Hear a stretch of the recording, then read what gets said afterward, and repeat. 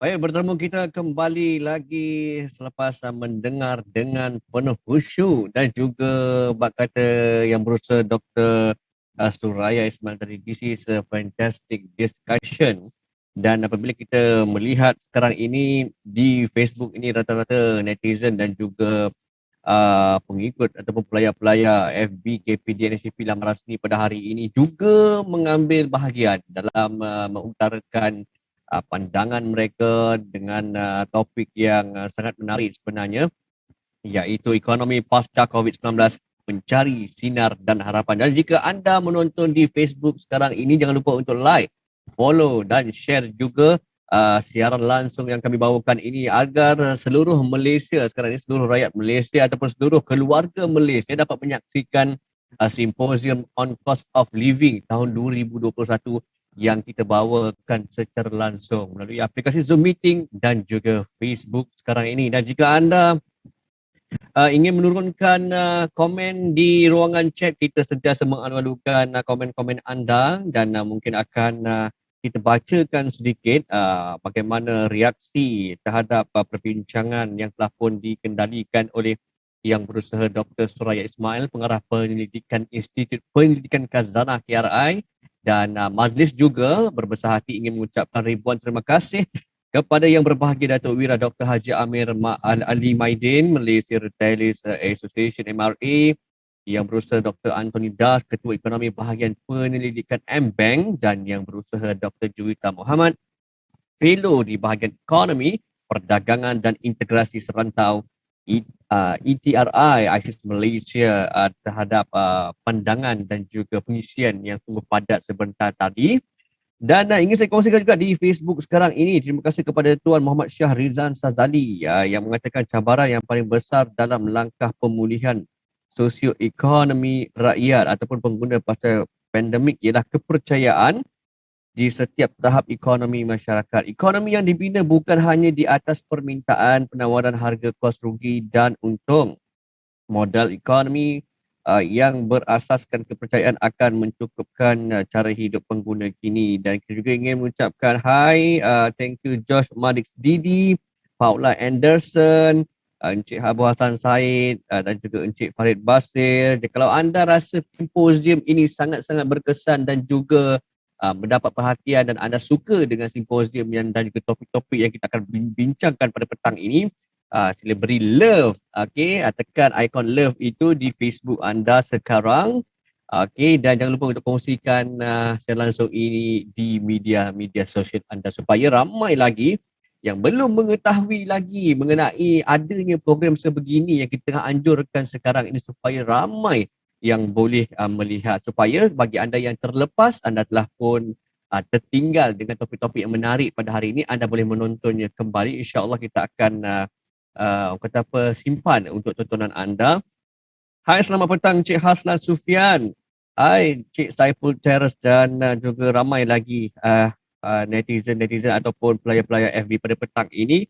Dan selepas ini kita akan terus ke diskusi yang seterusnya, iaitu kali ini mengenai pendapatan pasca COVID-19 ataupun tajuk panjangnya ialah Jurang Pendapatan Pasca COVID-19, yang mana diskusi ini akan dikendalikan oleh Encik Iskandar bin Ismail, Ketua Pegawai Eksekutif Suruhanjaya Persaingan Malaysia MOCC, dengan panelis-panelis yang sangat-sangat hebat mengenai topik kita pada petang ini, iaitu yang berusaha Dr. Muhammad Abdul Khalid, pengarah urusan DM Analytics, yang berbahagia Profesor Emeritus Datuk Dr. Zakaria bin Abdul Rashid, Timbalan Pengerusi Jawatan Kuasa Teknikal Perunding Gaji Negara, Encik Muhammad Farid Shah bin Muhammad Basir, Naib Pengerusi Malaysian Employers Federation, serta Encik Ahmad Muslihuddin bin Rozlan, iaitu Timbalan Presiden Pembina. Hai, selamat petang Anis Sanis Ramdan. Waalaikumsalam.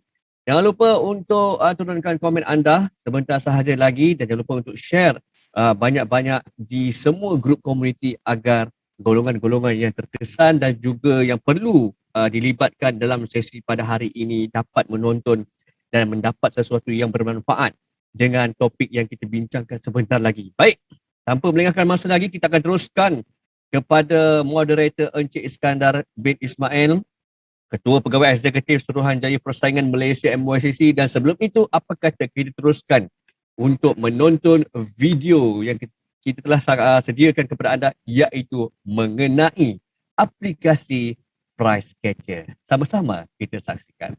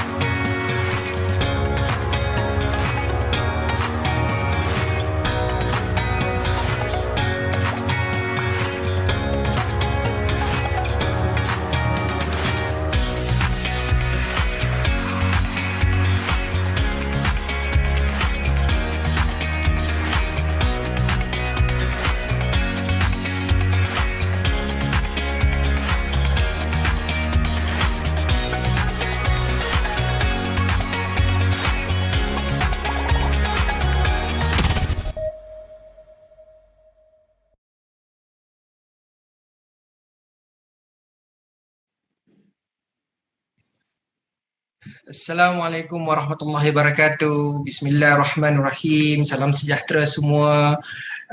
Pada petang ini saya akan mengambil alih untuk jadi panel kepada sesi petang ini yang akan membincangkan topik jurang pendapatan pasca COVID-19 ataupun COVID-19. Ya, kita di sini kita punya panel-panel yang ahli panel yang hebat-hebat belaka ya. So jadi tanpa membuang masa, saya akan kenalkan mereka satu persatu supaya kita tahu konteks bagaimana mereka akan mempersembahkan input mereka ya. So jadi kita ada profesor yang bahagia, Profesor Emeritus Datuk Dr. Zakaria bin Abdul Rashid. Beliau adalah mantan pengarah eksekutif ya yang melambaikan kita tadi. Ya, dia adalah mantan pengarah eksekutif MIER, Malaysian Institute of Economic Research. Beliau juga adalah bekas mantan anggota Suruhanjaya Persaingan Malaysia juga. Saya pernah bekerja dengan beliau. Beliau memang hebat dalam input-inputnya dan juga pandangannya. Ya, beliau telah memperoleh PhD di Aberystwyth, UK. Ya. So jadi kita nantikan Datuk, apa khabar Datuk hari ini? Baik, terima kasih banyak. Assalamualaikum kepada semua. Terima kasih Datuk. Okey, dan keduanya Dr. Muhammad Abdul Khalid, pengarah urusan DM Analytics. Beliau sekarang ni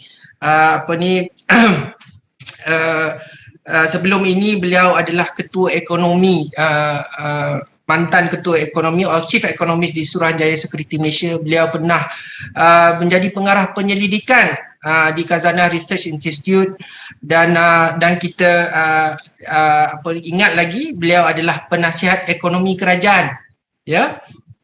So jadi beliau telah memperolehi PhD beliau di Institute di Politik di Paris ataupun Institute of Political Studies in Paris ya. So jadi maknanya beliau boleh berbahasa Perancis ya. So kita boleh juga kita ketiga, panel yang ketiga, Encik Muhammad Farid Shah bin Muhammad Basir. Okey. Beliau adalah pakar sumber manusia antara yang terulung di Malaysia ni. Ya, beliau adalah Vice President Malaysian Employers Federation. Ya, sekarang beliau bertugas sebagai Chief People Officer di MBSB Bank. Ya, beliau pernah bekerja di Switzerland, ya, di Filipina dan Afrika Selatan. Luas pandangan beliau. Jadi kita tak sabar lagi nanti kita nak dengar dia punya input berkenaan dengan pendapatan pasca COVID-19 ini. So jadi dan akhir sekali Encik Ahmad Muslihuddin bin Rozlan. Beliau adalah Timbalan Presiden Pembina ataupun Persatuan Belia Islam Nasional, ya, sejak 2018. Beliau adalah graduan Universiti Islam Antarabangsa Malaysia, ya. Memperolehi ijazah sarjana muda kewangan Islam dan sekarang bekerja di AKPK, iaitu Agensi Bank Negara Malaysia.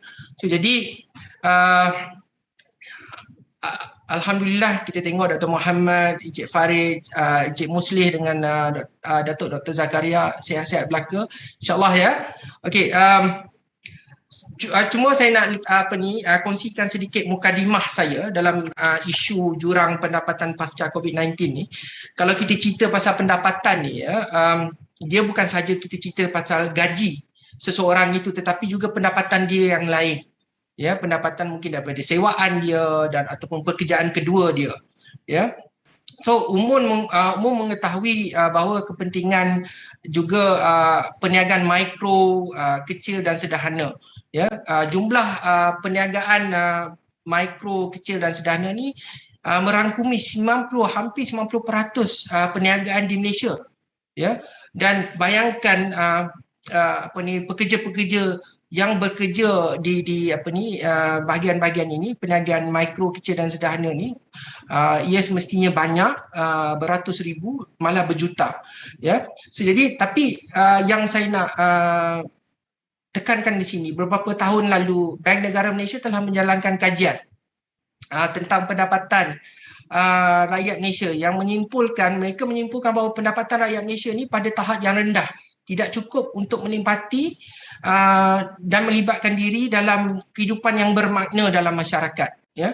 Baru-baru ini Jabatan Statistik Malaysia pula telah menyemak semula poverty line income kita daripada RM980 dinaikkan jadi RM2,280, ya. Kerajaan juga telah memperkenalkan gaji minima iaitu RM1,200 sekurang-kurangnya. Dan kita lihat bagaimana graduan kita sekarang ini ramai yang mengeluh tidak dapat kerja dan mereka banyak juga yang bekerja di dalam bidang gig ekonomi.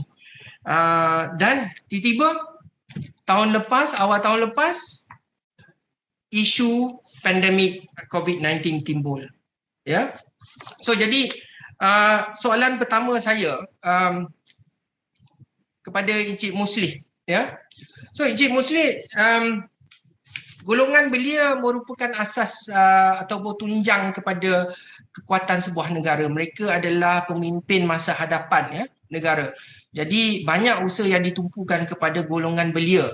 So jadi Encik Muslih sebagai Timbalan Presiden Pembina, okey, secara ringkas apakah pandangan Encik Muslih terhadap usaha yang dilaksanakan oleh kerajaan kepada untuk golongan belia sebelum pandemik dan sehingga waktu pandemik ini? Bagaimana reaksi golongan belia secara umum?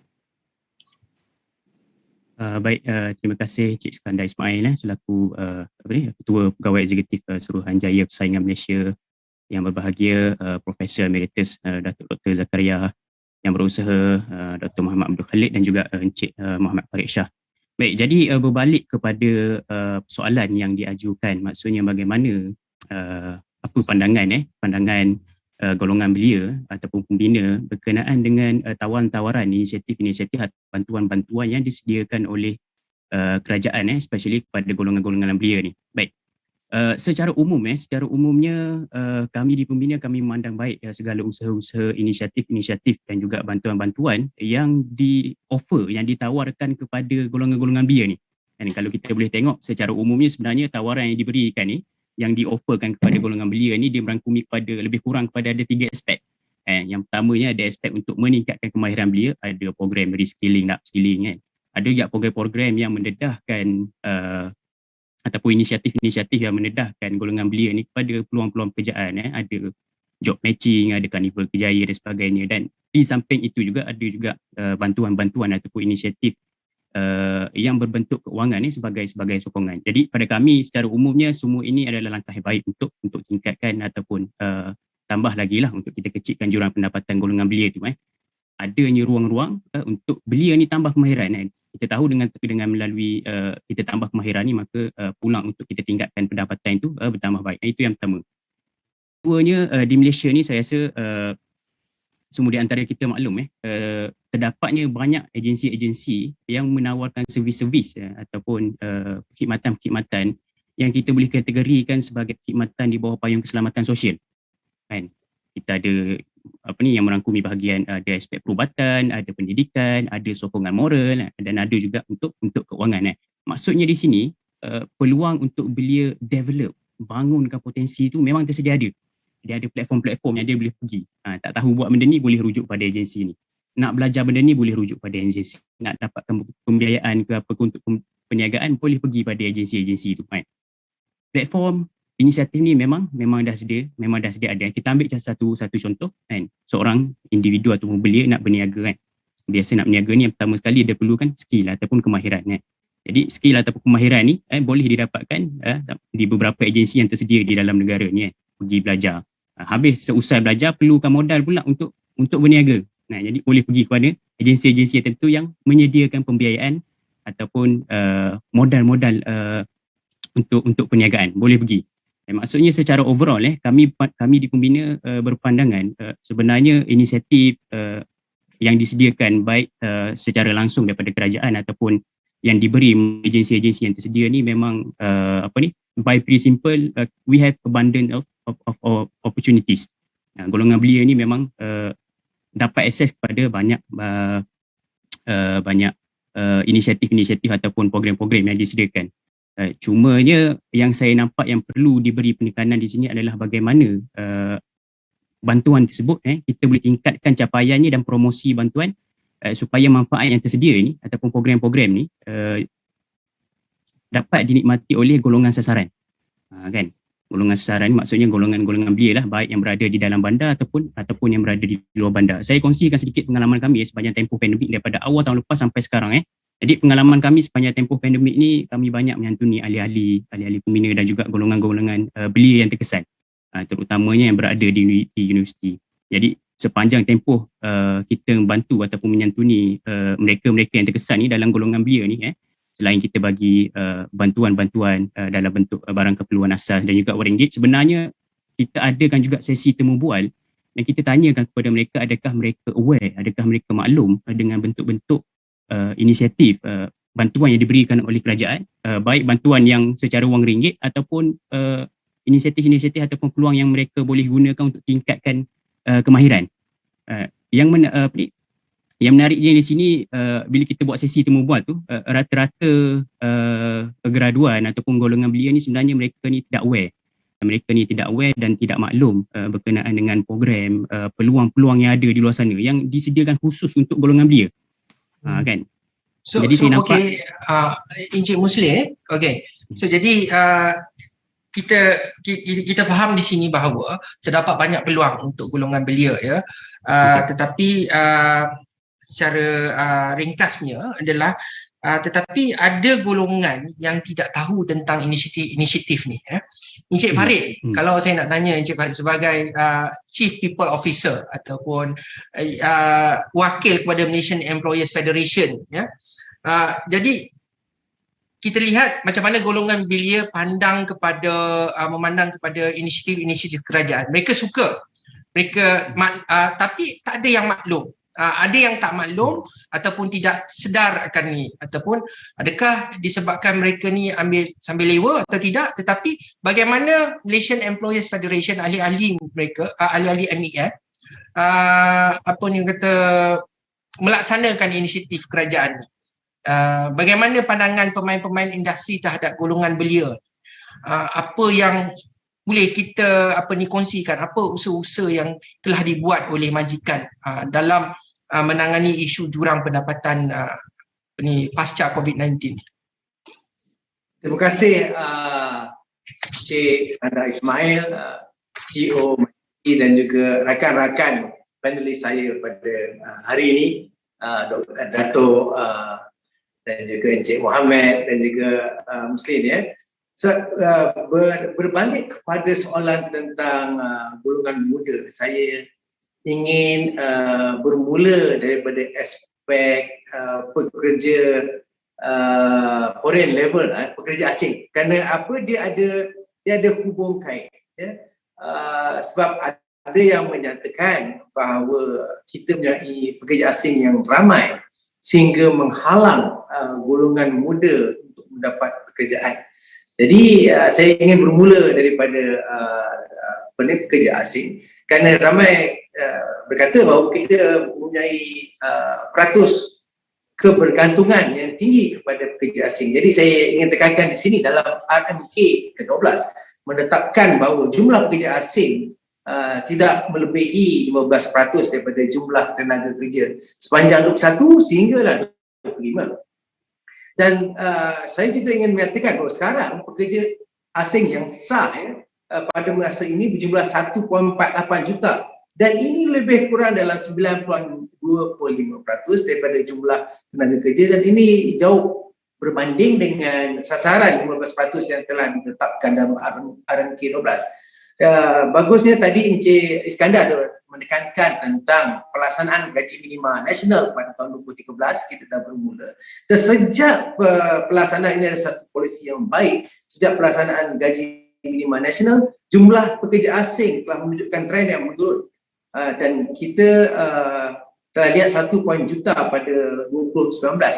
Jadi bila COVID-19 melanda negara, pembekuan pengambilan pekerja asing ini dilaksanakan sehingga akhir 2021. Jadi ada pekerja asing yang memilih untuk balik semula ke negara asal, dan sehingga kini lebih kurang 1.48 juta.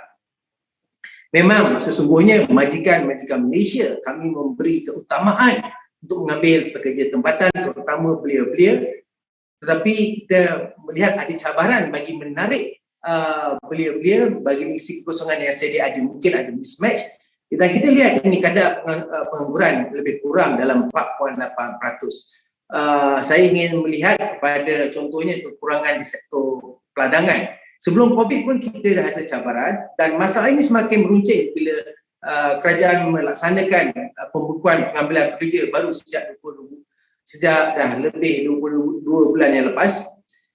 Walaupun kerajaan melaksanakan program rekalibrasi, program ini tidak dapat menarik pekerja asing yang tidak sah untuk menjadi pekerja asing yang sah, kerana syarat-syarat yang telah dikenakan membantukan hasrat mereka. Jadi syarikat-syarikat peladangan cuba untuk menarik pekerja tempatan, terutama belia, tetapi kita lihat ada cabaran untuk menarik minat mereka bagi menyertai sektor peladangan ini. Saya bagi contoh daripada segi kelapa sawit ya. Kelapa sawit adalah dalam prestasi yang baik dan mampu menjana pendapatan tinggi kepada negara. Tapi sektor industri sawit kekurangan tenaga kerja. Manakala rakyat tempatan pula nampaknya, dan kita mengharapkan golongan remaja ini, golongan belia untuk menceburi bidang ini ya. Walaupun kerajaan telah meluluskan 32,000 pengambilan pekerja asing untuk sektor peladangan, tapi kita masih tertangguh kerana COVID-19, dan sektor peladangan masih menanti kehadiran pekerja asing tersebut. Dan kita tahu masalah kekurangan di peladangan, terutama kelapa sawit, telah mengakibatkan kerugian lebih 10 bilion. Dan amat penting kekurangan pekerja di industri peladangan sawit diatasi segera, kerana buah sawit tu dia bukan boleh tunggu, bila masak dia akan gugur, dan busuk tak boleh digunakan ya. Jadi kita lihat ada gap, kadar pengangguran 48%. Bagaimanakah kita ingin menarik golongan, terutama golongan belia untuk menyertai sektor inilah. Okey, Encik Farid, okey. So apa yang saya faham adalah majikan-majikan ada membuat inisiatif lah. Dia ada menyokong aspirasi kerajaan dalam memperhebatkan pendapatan bukan saja golongan belia tetapi pada semua. Tetapi pada masa yang sama kita kena hidup juga dengan kehadiran pekerja-pekerja asing. Ya, so jadi saya nak pergi kepada Datuk Dr. Zakaria. Datuk, sebelum COVID-19 ni, ya, aspirasi kerajaan Malaysia ni bertumpu kepada pencapaian lebih saksama, ya, dengan prinsip inklusiviti dalam usaha untuk meningkatkan pendapatan rakyat. Tapi ialah dalam mencapai aspirasi itu banyak cabaran dia lah, dan dia ditambah pula dengan pandemik COVID-19 ni. Okey, melihat dari sudut polisi, Datuk, sebagai wakil dalam majlis orang kata perunding gaji negara, jadi apakah aspirasi yang dirancang sebelum ini sedikit sebanyak dapat mengurangkan impak pandemik? Kita dengar tadi Encik Farid cakap gaji minima ni sedikit sebanyak mempunyai positif impak positif yang di mana dia mengurangkan kita punya kebergantungan kepada pekerja asing. Tetapi dalam secara keseluruhan aspek, bagaimana rancangan-rancangan ataupun polisi kerajaan setakat ini? Apa yang kita perlu tumpukan sekarang? Terima kasih banyak kepada Cik Iskandar dan juga kepada rakan-rakan panel yang sekalian. Tadi Cik Iskandar bertanya pada saya tentang ketidaksamarataan, kesetaraan ataupun dari segi pendapatan di dalam negara kita. Masalah ketidaksetaraan itu memang dah sedia ada, dan daripada rancangan Malaysia yang awal-awal sehinggalah ke rancangan Malaysia ke-12, dan saya fikir sehinggalah ke sampai 2030, iaitu sampai kepada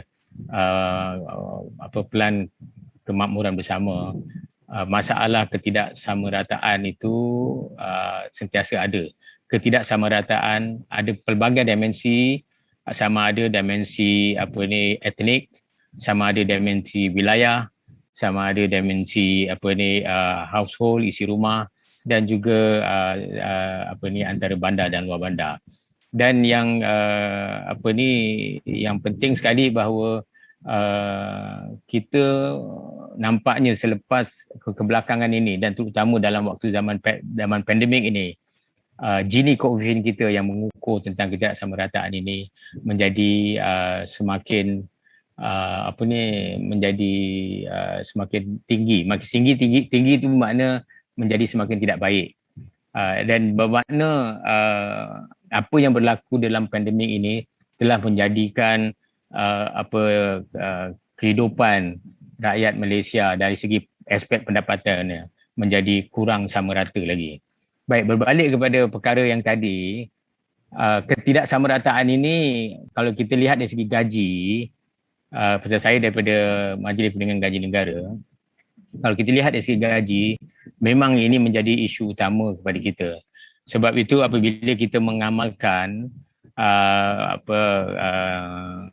dasar gaji minima, kita cuba sedaya upaya menyamaratakan satu kadar untuk seluruh Malaysia, iaitu untuk Semenanjung, untuk Sabah dan untuk Sarawak. Tetapi pertama kali bila kita melaksanakan dasar gaji minima ini, kita tidak dapat berbuat demikian sebab kita terpaksa akur bahawa ada ketidaksamarataan agihan pendapatan di antara Semenanjung Malaysia dengan Sabah dan juga dengan Sarawak. Dan ini sebenarnya kalau saya nak share lagi information ini ialah keadaan ketidaksamarataan ini daripada 2010 hingga 2020 ni keadaannya menjadi semakin tidak begitu baik. Sebabnya ialah kalau kita lihat dari segi seluruh Malaysia ini, sumbangan Sabah Sarawak kepada national GDP, sumbangannya semakin berkurangan. Jadi kita kena, saya rasa tidak melebihi daripada 20% pun. Kalau Sabah Sarawak digabungkan menyumbang kepada KDNK National kurang daripada 20%. Dan yang saya katakan tadi, keadaannya semakin sumbangannya semakin berkurangan. Jadi berbalik kepada soal gaji tadi, memang betul gaji kita meningkat setiap tahun. Gaji merupakan kalau saya ambil kepada tema simposium ini, bahawa saya menganggap bahawa bahawa kos sara hidup di Malaysia ini sebenarnya tidak tinggi. Kita lihatlah daripada perbandingan negara-negara di dunia ini, bahawa kita rakyat Malaysia merasa cost of living kita, kos sara hidup kita tinggi disebabkan oleh ketidakmampuan kita berbelanja. Bermakna disebabkan oleh gaji kita yang rendah. Maka kalau kita lihat daripada new economic models yang dilancarkan dulu, salah satu sebabnya mengapa MPGN ditubuhkan ialah untuk membetulkan keadaan seperti ini. Kalau kita nak lihat dari segi apa yang dilakukan ialah kita lihat kepada labour income share. Labour income share kita, tadi saya pun pagi ni sempat melihat kepada apa yang dinyatakan oleh dalam pembukaan itu, lebih kurang labour income share ni lebih kurang 35% sahaja. Dan kalau kita lihat kepada negara-negara maju, labour income share ini sudah sampai hampir-hampir 50%. Dan rancangan Malaysia ke-12 sebenarnya rancangan Malaysia ke-12 ada sasarannya lah pada 2025 nak lebih daripada 35%. Saya tak tahu, mungkin agaknya 40% agaknya. 40% saja gitu Tetapi sebenarnya labour income share ini cuba ditetapkan dan cuba dicapai dalam rancangan Malaysia ke-11 dalam review of 11 Malaysia Plan, tetapi semuanya tidak tercapai. Jadi kali ini satu kadar yang lebih realistik lagi iaitu 40%, dan mengikut pengiraan kita bahawa mungkin kita dalam 2020 ini kita boleh capai kepada 39.5%. Baik, kalau kita lihat kepada labour income share ni, pada 2020 setelah berlaku COVID-19, labour income share dalam GDP tiba-tiba naik mendadak. Dan ini bukannya sebelum itu, mungkin agak ini merupakan satu berita baik kepada kita, bahawa bermakna sumbangan pampasan pekerja kepada GDP kita semakin bertambah baik. Tetapi kita harus ingat bahawa peningkatan dalam labour income share itu bukan disebabkan oleh peningkatan gaji. Ini saya nak tegaskan lagi. Bukan disebabkan oleh peningkatan gaji, tetapi disebabkan oleh penurunan GDP yang teruk sekali kita terima dalam waktu COVID-19 ini. Kalau kita lihat dalam keadaan kemelesatan dunia dan juga kemelesatan yang berlaku di Malaysia, maka GDP telah turun dengan banyak, tetapi gaji tidak turun sebanyak ataupun sebesar GDP. Kerana apa? Kerana adanya package rangsangan yang dibuat oleh kerajaan, iaitu adanya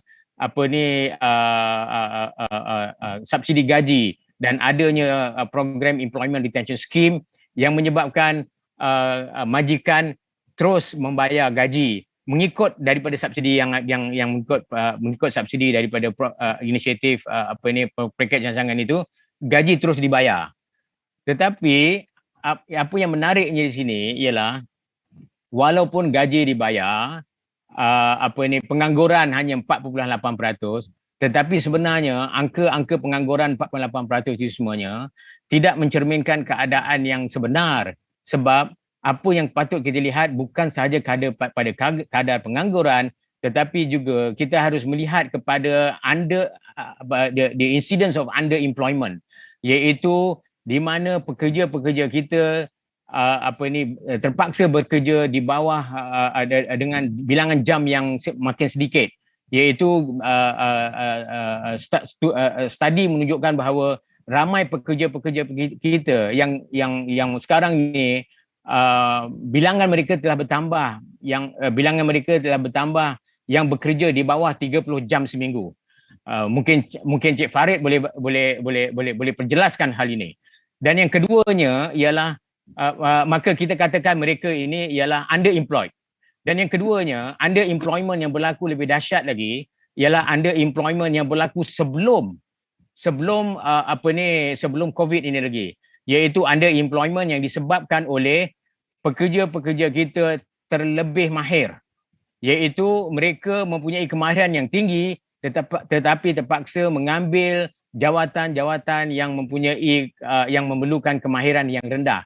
Jadi kita biasa dengar bahawa engineer menjadi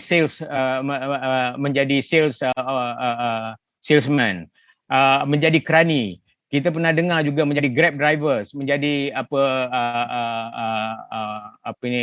pekerjaan-pekerjaan seperti itu. Kerana apa? Kerana pasaran buruh kita telah gagal untuk menyediakan pekerjaan-pekerjaan yang berkemahiran tinggi untuk menyerap graduan kita. Kalau kita lihat kepada apa yang Cik Muslihuddin kata itu tadi, kalau kita lihat waktu zaman sebelum COVID lagi, pengangguran kita hanya 3%, 3.2%, iaitu lebih kurang 500,000 orang. 500,000 orang. Tetapi pengangguran belia, terutamanya pengangguran di kalangan graduan, adalah double digit. 11%, 12%. Jadi bermakna di sini pasaran buruh kita patut menyediakan pekerjaan-pekerjaan yang berkemahiran tinggi, dan ini untuk menyediakan peluang pekerjaan seperti ini, ia memerlukan satu environment ekonomi yang lebih kondusif, yang lebih cergas, yang boleh menyerap buruh-buruh yang sedemikian. Saya nak sentuh tentang pasal pekerja asing ni. Pasal Cik Farid banyak sebut tentang pekerja asing. Okey. Bilangan pekerja asing ini numbernya selalu menjadi dispute. Tak ada seorang pun yang boleh menyatakan apakah bilangan yang tepat. Apa yang dikatakan kepada bilangan pekerja asing yang registered adalah cuma bilangan kecil, tapi yang unregistered punya bilangan pekerja asing yang unregistered ialah sebanyak 2 kali ganda daripada yang registered. Dan ini yang sebenarnya menjadi masalah besar kepada kita dan menjadi masalah kepada pengujudan pasaran buruh yang efisien, yang cergas, yang hingga membolehkan kita memberikan gaji yang baik. Kerana terlalu ramai sangat pekerja asing yang low skill, terlalu ramai sangat mereka. Kalau katakan tadi 1.6, 1.7 juta kali dengan 2 kali berapa tu, cuba bayangkan. Jadi saya fikirkan pekerja asing ini sebenarnya ialah mengambil lebih kurang 35-40% daripada guna tenaga kita. Jadi kebanyakan mereka ni unskilled dan mereka ni menekan paras gaji kita. Kalau kita lihat, memang dengan pengenalan, dengan kita mengenalkan tentang gaji minima ini, median wage and mean wage memang naik. Alhamdulillah, kerana gaji minima telah dapat menyumbangkan ke arah itu. Namun demikian, kita juga mempunyai limitation. Gaji minima, dasar gaji minima punya limitation kerana kita terpaksa mengambil pendekatan yang seimbang. Kita tidak boleh melihat kepada keperluan pekerja saja, tetapi kita juga mesti melihat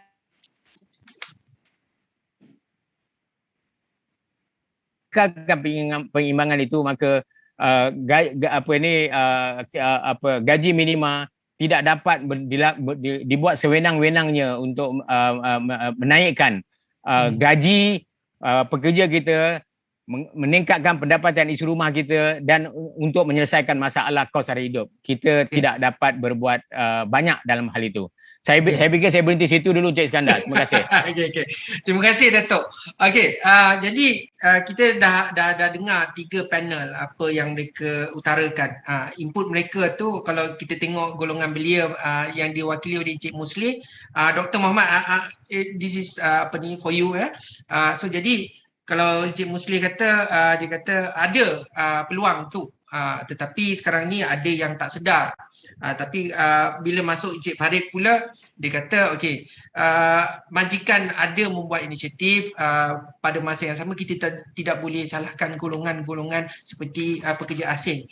Datuk mula input beliau adalah isu ketidaksamarataan, isu pengangguran yang sebenar, bagaimana impak pekerja asing ni.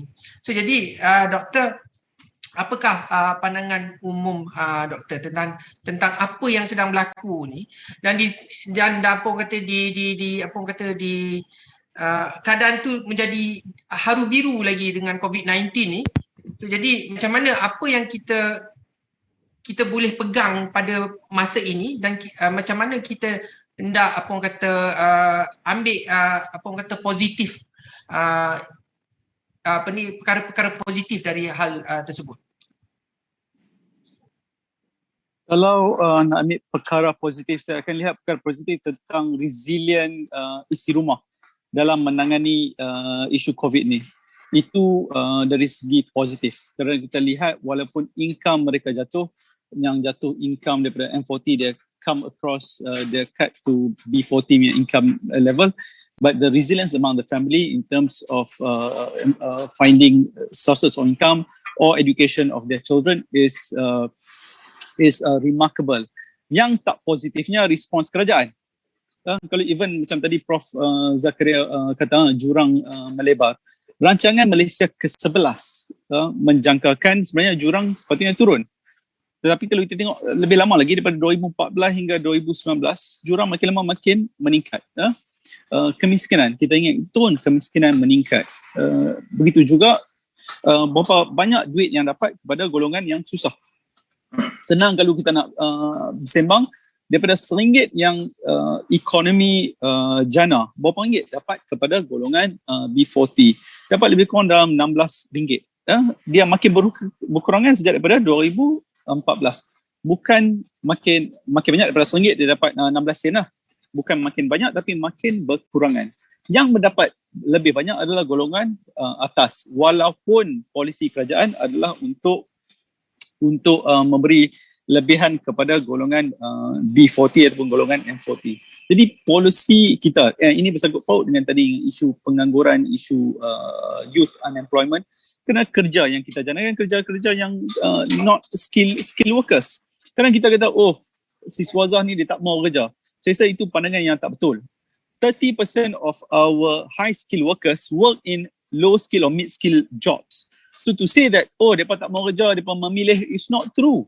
They have no choice, and the workers and the employers tak nak bayar tinggi. Gaji di Malaysia, macam saya terpaksa ulang Prof Zakaria banyak kami setuju dengan isu ni, gaji rendah kepada golongan yang mempunyai skill yang rendah.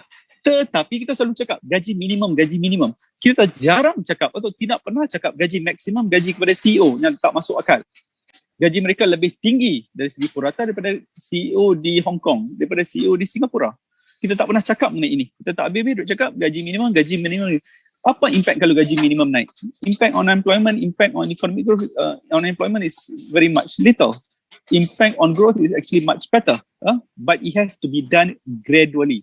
You cannot shock, which the government is currently has done. What did COVID do? Apakah peranan COVID? COVID memberi impact kepada semua negara. Memang COVID given. Tapi respons itu adalah penting. Dan respon kita terhadap COVID bagi saya amatlah memalukan. Terutamanya dari segi melebarkan jurang antara kaya dan miskin. Saya beri satu contoh.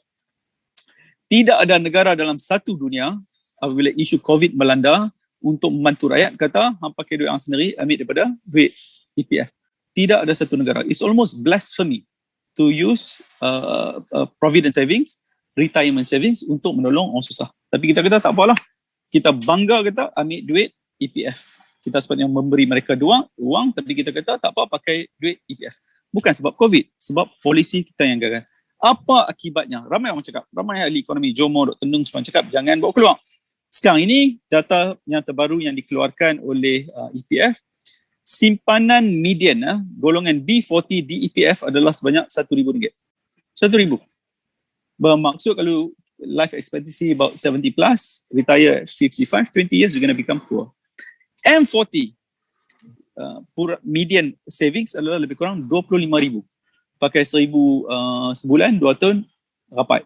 20 years you're going to be poor. So median savings untuk B40 dan M40 jatuh. B40 jatuh 60%, M40 jatuh 70%. Yang naik golongan kaya. In fact, median saving mereka naik because mereka tidak terkesan. Jadi bukan sebab COVID, sebab polisi kita yang gagal, malah polisi kita yang meluaskan jurang. Kerana polisi kita gagal, isu Mursyidin cakap youth unemployment is an issue. We seldom talk about the role of majikan. Always we put a blame on employees. That I don't think is very fair. Kalau graduan memilih, itu tak betul. Orang susah memilih. Banyak kajian menunjukkan, kita buat kajian UNICEF pun tidak betul. Polisi kerajaan yang menyebabkan ini berlaku. Adakah rancangan Malaysia ke-12 akan memulihkan keadaan? Itu saya rasa kita boleh discuss later. But I can tell you, it would not help. It will make things worse. Thank you. Okay, terima kasih Doktor.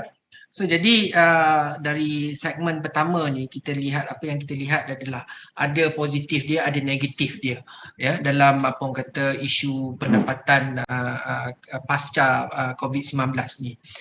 Dan saya nak pergi kepada segmen kedua, ya. Kita nak bincangkan macam mana mengenai perubahan landscape jurang pendapatan yang semakin ketara daripada tadi Dr. Mohamed dah mulakan, sebelum tu juga Profesor Datuk Dr. Zakaria pun sudah ada masukkan input-inputnya. So jadi kadar pengangguran tu Datuk, saya nak pergi balik kepada Datuk dulu, lepas tu saya nak pergi kepada Encik Farid, ya. So kalau boleh saya nak Encik Farid sambut, ya. So jadi Datuk, kalau kita lihat macam tadi Datuk cakap, kadar pengangguran kita 4.7%. 800,000, tapi Datuk kata malah ia mungkin lebih teruk lagi daripada tu, ya, terutamanya daripada golongan belia dan sebagainya. So jadi kita lihat apa orang kata setengah daripada golongan muda ni, macam Dr. Mohamed cakap tadi, kata mereka ni kadang-kadang sering dipersalahkan kerana mereka ni memilih pekerjaan. Dr. Mohamed kata tadi tak, sebenarnya mereka tak ada pilihan, ya. Itu yang ada, apa yang ada itu yang dia capai dulu, ya. Kadang-kadang pekerjaan yang seperti low skill ni dia ambil ni kadang-kadang transition in between jobs, ya. So jadi tapi pada masa yang sama ramai yang berpandangan bahawa gig economy ni adalah apa orang kata penyelamat dalam banyak hal juga. Sebab sekarang ni kalau kita tengok platform delivery partner dalam food delivery platform, ya, mereka menggajikan lebih kurang 200,000 rakyat Malaysia sebagai penghantar. Itu baru kita cakap pasal dari segmen penghantar. Tetapi apa yang kita nak bincangkan di sini, bagaimana apa orang kata pengangguran ni, apa yang kita ada sekarang ni, ekonomi yang kita ada sekarang ni, bagaimana dia boleh bantu. Ya, dia memang kita lihat memang dia akan membawa apa orang kata pendapatan tu menjadi rendah. Kita bertumpu kepada low skill employment. Tetapi sekarang ni gig economy ni ada, dia menyumbang kepada KDNK negara suka tak suka. Ya, tetapi macam mana kita nak gunakan apa orang kata positif aspect of gig economy, new economy model dan sebagainya dalam hal ini, Doktor. Terima kasih. Tak dengar?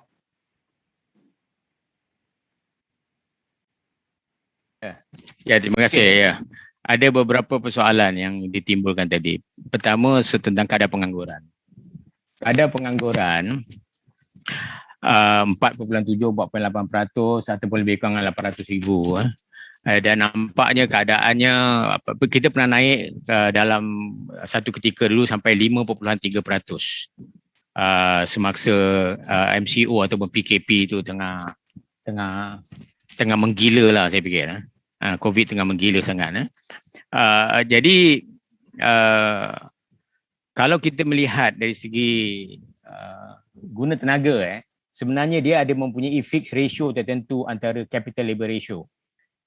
Capital labor ratio dia ada fixed tertentu.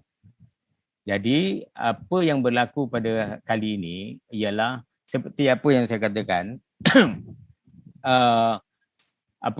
kerajaan melalui beberapa pakej rangsangan dan termasuk juga dalam belanjawan tahun lepas menunjukkan yang apa yang dilakukan ialah cuba menyelamatkan rakyat Malaysia daripada kehilangan pekerjaan, kehilangan gaji.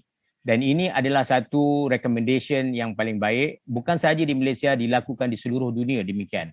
Jadi apa dia buatnya ialah kita ada dua instrumen yang penting, iaitu subsidi gaji dan juga employment retention program itu. Dan yang ini telah dapat menyelamatkan pekerja-pekerja kita daripada diberhentikan pekerjaan ataupun kehilangan gaji.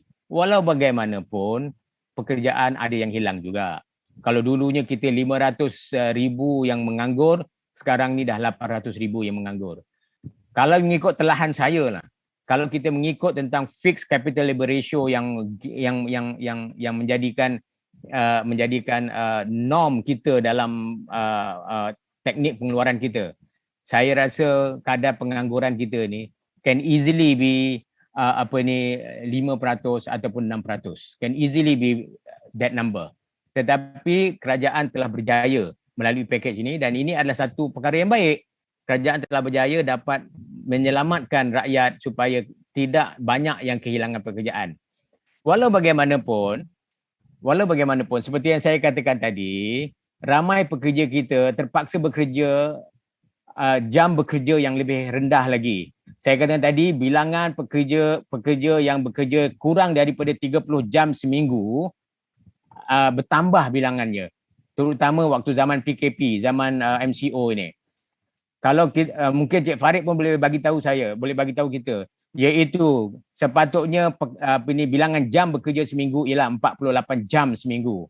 48 jam. Tapi mereka terpaksa bekerja 30 jam seminggu saja. Dan ini telah menjadikan satu fenomena yang kita panggil sebagai fenomena underemployment. Dia bekerja. Dari segi definasi bekerja, dia masih bekerja lagi. Tetapi tak bekerja. Bekerja tak bekerja. Macam mana nak cakap tu? Jadi saya katakan dia bekerja, dari segi definisinya, daripada Jabatan Perangkaan kata dia bekerja. Pasal dia bekerja less than 30 hours, dia kira sebagai bekerja. Dia ada dapat gaji walaupun gajinya rendah. Sebab itu dalam COVID-19 ini, median wage and average wage sudah turun dah. Sudah turun sangat, yang seperti yang saya jelaskan tadi. Dan ada satu lagi yang saya nak sebutkan sini ialah tentang underemployment yang disebabkan oleh kemahiran. Yang seperti saya katakan tadi, ramai pekerja kita terpaksa mengambil jawatan pekerjaan yang mereka lebih mahir. Jadi engineer bekerja jadi kerani. Begitu yang lebih mahir. Kerana apa? Mereka tidak ada pilihan kerana labor market tidak boleh menyediakan pekerjaan seperti itu. Mereka tak ada pilihan. Jadi bagaimana untuk mengatasi masalah ini? Yang tadi Cik Iskandar tanya tadi, bagaimana mengatasi masalah ini? Sebenarnya ini adalah masalah makroekonomi. Sebabnya ialah pekerjaan hanya boleh dicipta apabila ada investment. Dan pekerjaan ini pun ada yang labor intensif, yang ada capital intensif. Kita berhasrat untuk memasuki IR 4.0. Kita berhasrat untuk memasuki digital economy. Berhasrat untuk menggunakan Internet of Things, artificial intelligence. Kita nak pergi kepada ke arah itu. Tetapi kita lihat adakah kita telah akan bergerak ke arah itu. Kalau kita lihat lagi, kita tengok, saya cakap tadi pelaburan kita, saya lihat daripada angka daripada Jabatan Perangkaan, sebelum COVID lagi, pelaburan kita menjadi semakin lesu. Dan pelaburan ini yang paling banyak sekali pelaburan ialah yang dilakukan oleh sektor swasta, iaitu gross fixed capital formation-nya. Kita panggil pelaburan dalam modal tetap lah. Gross fixed capital formation-nya. Dan daripada sebelum COVID lagi, sektor swasta sudah tidak terangsang untuk melabur dalam modal tetap. Dan kita lihat pula dalam struktur modal tetap kita, kebanyakannya ialah dari segi percentage ya, kebanyakannya ialah struktur, iaitu bangunan, jembatan, jalan raya, benda-benda seperti gini. Sedangkan kalau kita nak menuju kepada IR 4.0, pelaburan kita sepatutnya di dalam pelaburan machine and equipment. Machine and equipment yang mana machine and equipment ini will embodied best practice technology. Tetapi kerana kita pelaburan kita dah semakin lemah, maka kita tidak dapat menyediakan pekerjaan yang berteknologi tinggi, kita tak dapat menyediakan berkemahiran tinggi. Tapi kenapa kita masih terus begitu? Itu pun saya pun tak faham. Makna dia kita mengambil FDI untuk create employment. Sebenarnya sebelum COVID lagi kita tak perlu banyak sangat create employment sebab kita dah full employment. 3.0, 3.2% kita dah full employment. Tetapi kita masih lagi mengambil low skill labor intensive dan kita terpaksa mengimport kerana majikan minta, kita terpaksa mengimport foreign workers, unskilled foreign workers, saya terpaksa mengimport untuk memberikan pekerja-pekerja kepada investment seperti ini. Jadi sebenarnya investment yang kita buat dan juga pekerjaan yang kita jana bukan untuk rakyat tempatan, tetapi untuk rakyat asing. Maknanya dia kita invest, kita create job, and that job is actually for foreign workers. Jadi bukan saya anti foreign workers tidak.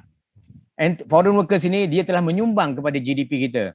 Tetapi kalau katakan kita ingin menuju kepada sebuah negara maju, sebuah negara yang berteknologi tinggi, sebuah negara berpendapatan tinggi, maka dan juga kalau ini kita lakukan, maka KPD NHEP masalah tentang cost of living selesai saya fikir. Tetapi kalau katakan kita tidak berbuat demikian, kita masih lagi berlega-lega dengan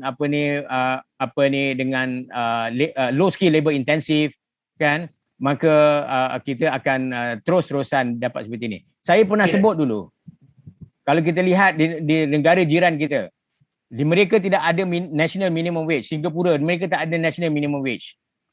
Dia ada minimum wage for the low workers. Low workersnya yang diberikannya ialah tukang cuci, cleaners. Tukang cuci di Singapura mendapat gaji minima. Gaji minima ini ialah mengikut akta mesti dibayar. Kalau tidak akan didenda. Macam di Malaysia juga. Mengikut akta 732. Kalau tidak membayar gaji minima akan diambil tindakan undang-undang. Jadi di Singapura, saya balik sebenarnya ke soal tadi, di Singapura cleaner gaji minimanya ialah 1000 sing. 1000 sing sini ialah 3,300, 3,500. Graduate kita pun tak sampai begitu. Sebab itulah maka tidak heran kalau kita melihat brain drain berlaku.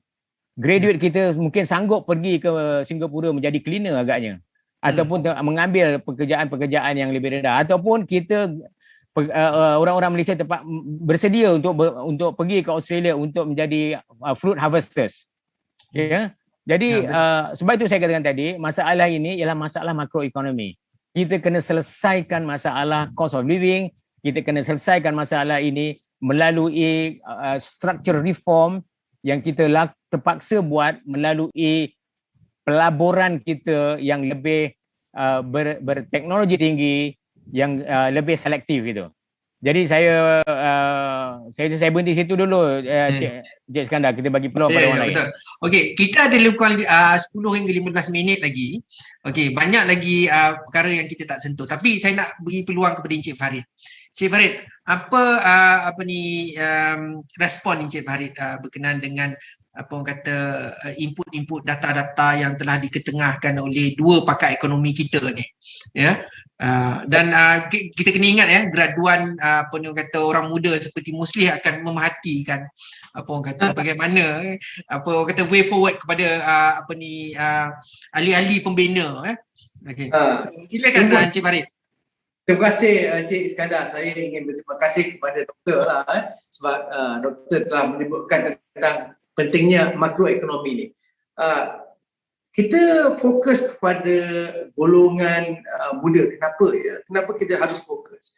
Menurut World Economic Forum pada tahun 2030 nanti, lebih daripada separuh workforce adalah millennial dan Gen Z. Sebenarnya tanggungjawab orang macam saya, macam doktor, kami yang dalam usia ini ada ingin memastikan generasi akan datang, pemimpin akan datang, ya, mereka boleh meneruskan kena ada kelestarian. Cabaran yang kita ada sekarang akibat COVID-19 ni, golongan yang paling terkesan ialah golongan muda dan graduan B40. Kadar pengangguran anak muda di Malaysia sebenarnya lebih daripada 12%. Tadi kita sebut 4.8, tapi pengangguran anak muda adalah 12%. Masalah gaji rendah memang cabaran untuk pekerja muda, walaupun mereka mempunyai kelayakan pendidikan tertiary yang makin meningkat. Kita lihat tidak ada ketidakpadanan pekerjaan dengan pendidikan. Ni yang underemployment. Saya bagi data pasal underemployment. Kajian Khazanah Research Institute mendapati 95% pekerja muda berada dalam pekerjaan yang tidak berkamaran. 95%. 50% daripada jumlah ini adalah yang mempunyai pendidikan lebih tinggi. Itulah underemployment yang kita nampak ni. Jadi sayang, kalau Encik Iskandar masih ingat zaman kita masa lepas grad, kita dapat gaji 1,500. Itu tahun bila tu? 1994. Sekarang pun ada yang lebih rendah daripada 1,500. Kesukaran mendapatkan pekerjaan yang menyebabkan anak muda. Sebenarnya saya ingin mengagumi anak muda. Mereka sangat responsif. Mereka apa telah mereka buat, mereka beralih kepada ekonomi gig. Penyertaan pekerja dalam ekonomi gig ni dulu masa tahun 2019 lebih kurang 500,000. Sekarang kita ada dalam 3.8 juta yang terlibat dalam gig ekonomi. Kerisauan saya, kebesaran saya, graduan B40 ni dia mungkin akan menghadapi kesukaran mendapatkan pekerjaan dan gaji yang setimpal sekiranya pemulihan ekonomi tidak berlaku dengan cepat. Ini yang doktor sebutkan tadi, makroekonomi. Jadi MEF berharap polisi-polisi yang lebih mesra berlaku akan dikenalkan untuk memastikan majikan sektor swasta menjadi enjin pertumbuhan ekonomi negara.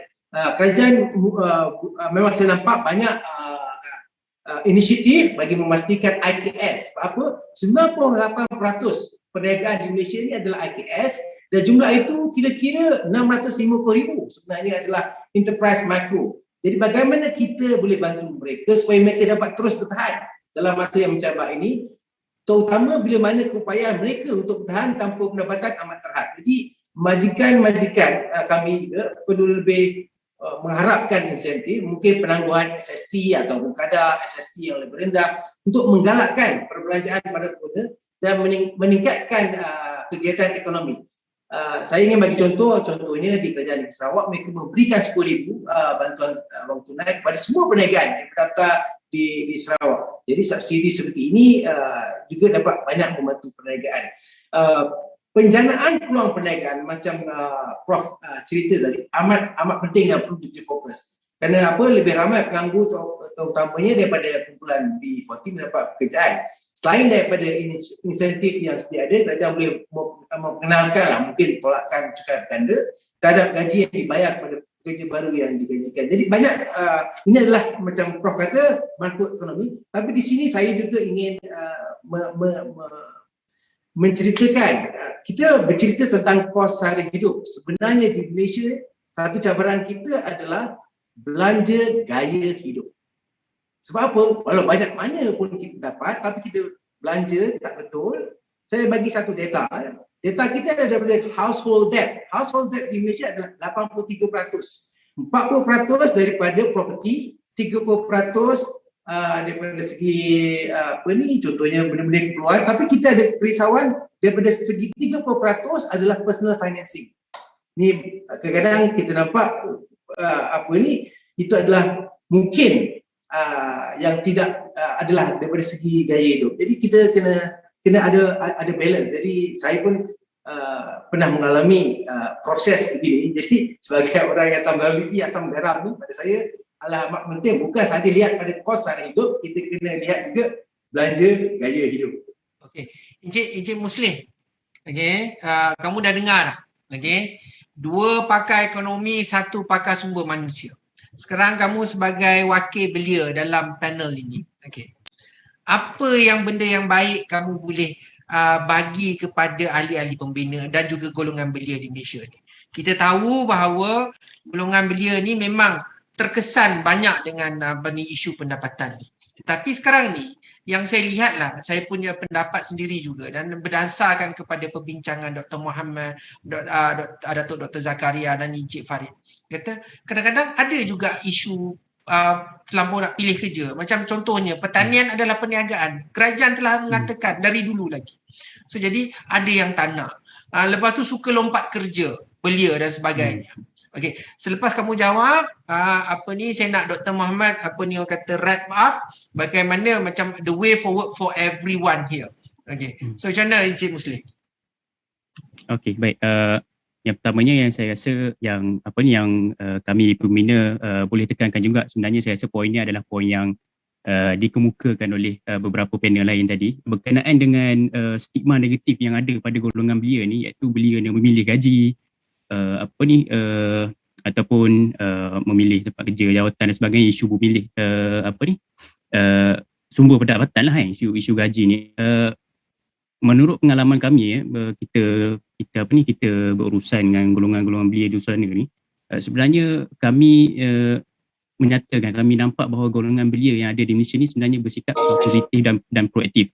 Dan dari dengan kajian yang dibuat oleh Khazanah Research Institute, dalam kajian tersebut dia nyatakan golongan belia ni dia sanggup menerima purata gaji sebanyak 1,700. Menerima purata gaji 1,700 walaupun kos sara hidup yang kita dapat, tengok the latest one is 1,800 untuk individu bujang yang tidak memiliki kenderaan.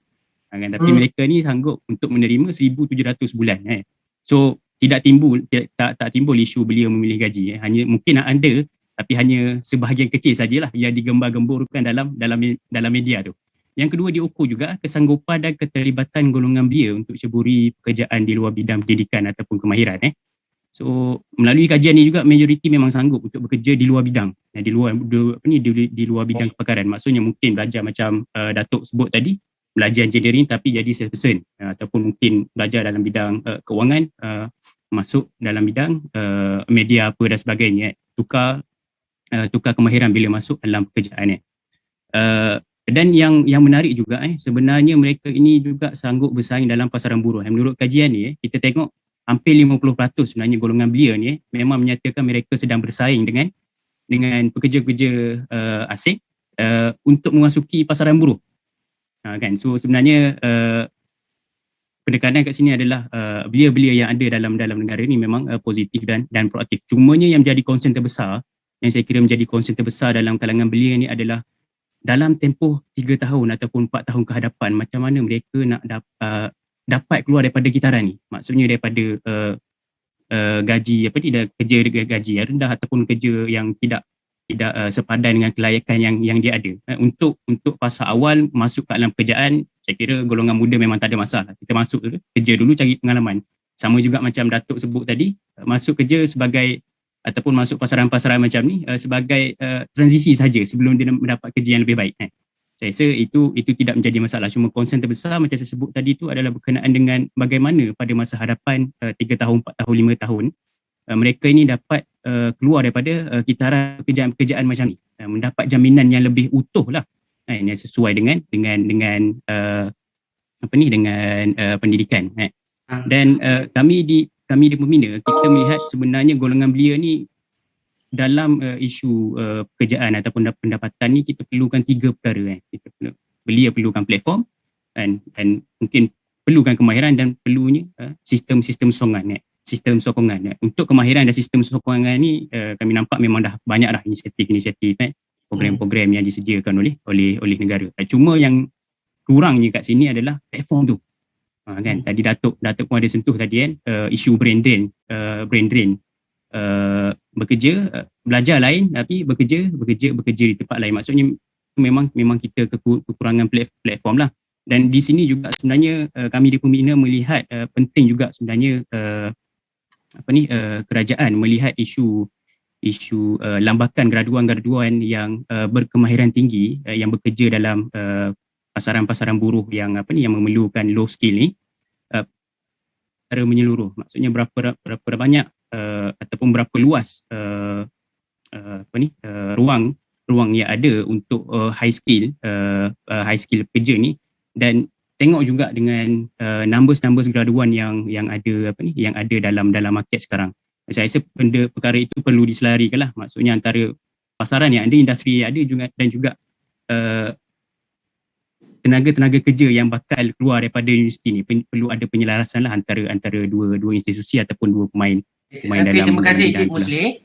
Okey, saya terpaksa potong sekejap sebab kita ada lebih kurang 2-3 minit lagi. Okey. So jadi saya nak bagi peluang kepada Dr. Mohammad to wrap up things. Okey. So jadi sekarang ni, okey, kita nampak bahawa jurang pendapatan pasca COVID-19 ni memang berlaku.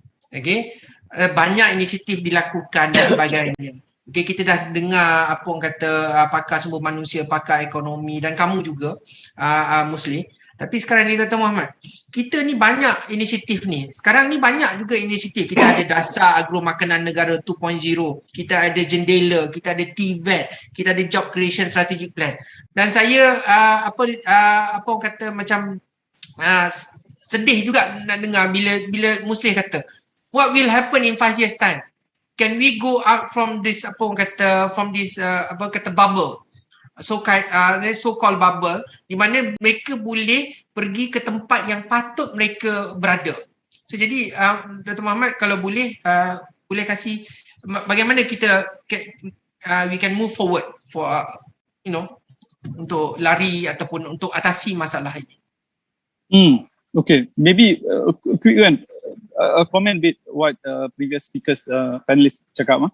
Isu yang kita berjaya mengurangkan kadar pengangguran. Sebenarnya polisi kita menyebabkan pengangguran yang tinggi. Kalau kita berjaya, number of unemployed tak akan naik 41%. Kalau kita berjaya, number of underemployed tak akan naik 82%. Kerana kita gagal. Kenapa kita gagal? Sebab kita kedekut. Sebab apa kita kedekut? Saya beri contoh simple. Salah satu strategi kerajaan untuk membantu masa COVID adalah beri subsidi upah. 4 bulan secara purata, 1 bulan dia bagi RM1,000. Jumlah gaji setiap bulan yang majikan bagi kepada pekerja ada 25 bilion. Dia bagi 1 bilion bersamaan dengan RM4. 4%. Bermaksud kalau my labor cost is RM100, kerajaan bagi saya RM4. Sebab itu kadar pengangguran naik. Majikan tidak mampu kerana bantuan yang diberikan sedikit dan tidak berterusan. Singapura bagi hingga 75%, England bagi hingga 60%, Thailand daripada segi bantuan fiskal lagi tinggi pada kita. Filipina juga begitu. Sebab kita tidak memberi bantuan sepenuhnya kepada syarikat supaya tidak membuang pekerja. Jadi adakah ini akan dapat dibaiki? Saya tidak nampak isu yang Muslihin sebut.